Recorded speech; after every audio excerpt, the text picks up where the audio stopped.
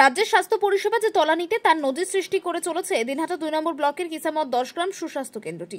চিকিৎসক, নার্স থেকে শুরু করে একটি সুস্বাস্থ্য কেন্দ্রে যে সকল পরিকাঠামো থাকা দরকার তার কিছুই নেই বললেই চলে।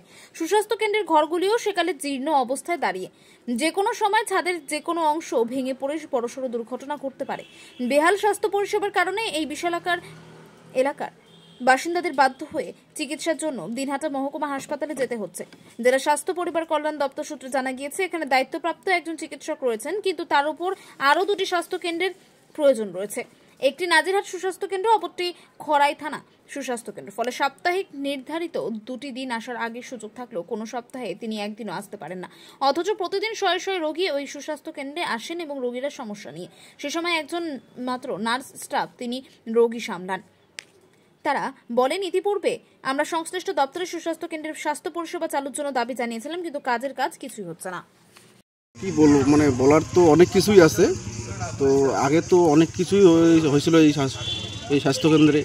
আগে পরিষেবা খুবই ভালো ছিল আগে। এখন দেখো বিল্ডিংয়ের যা পরিস্থিতি, এখন এখানে ওই ফার্স্ট এড কিছু হলেই মানে কাটাচাড়া হলে ওখানটাই জ্বর হলো এই ওষুধটাই পাওয়া যায়। তাছাড়া এক্সট্রা কোনো যে আগে তো লাইভ পেশেন্টও হতো এখানে, এখন এই পরিষেবা নাই। এখন কোনো কিছু হলে, বড় কিছু হলে আমাদের সঙ্গে সঙ্গে দিনহাটা না বাংলার যেতে হয়। এখনকার পরিস্থিতি, বিল্ডিংয়ের পরিস্থিতি খুবই খারাপ, মানে আসতেই ভয় লাগে। যে সামান্য জ্বরের ওষুধটা নেবো সেটাও আসতে ভয় লাগে। এই ডাক্তাররা কীরকম করে আছে এখানে সেটাই বুঝতে পারি না। বিল্ডিংয়ের ছাদ থেকে ওয়াল খসে পড়তেছে। আর ডাক্তারও আগে ছিল, আগে এখানে বেড ছিল, সে এখন বেড তো নেই বলতেই চলে। জিনিস আসছে, অনেক কিছু আসছে, কিন্তু রাখার মতো পরিস্থিতি নেই এখানে। এখন তো যে জেনারেল আসছে, শুধু এটা আসেই, এত মানে বাইরের থেকে দেখলে মনে হয় হ্যাঁ খুব ভালো, কিন্তু ভিতরে আদৌ যে বিল্ডিংয়ের যা পরিস্থিতি, রাখার মতো পরিস্থিতি না।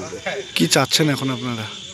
চাচ্ছি যাতে এই আমাদের যেহেতু বাড়ির পাশেই এই আমাদের স্বাস্থ্যকেন্দ্র, আশা করি যদি ভালো হয়, আগের মতো পরিষেবা হয়, আবার বিল্ডিংগুলো যদি ভালো হয়, তাহলে আমাদের এলাকার খুবই সুবিধা হয় একটা।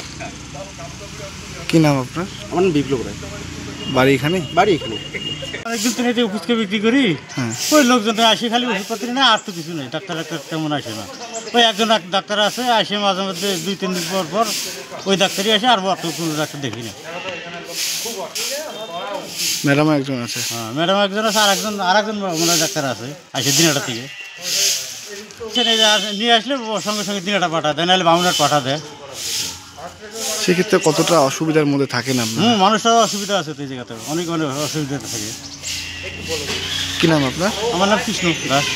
আমি এই জায়গা, আমার বাড়ি নিয়ে আমি এই জায়গায় পুষ্প বিক্রি করি গেটের সামনে।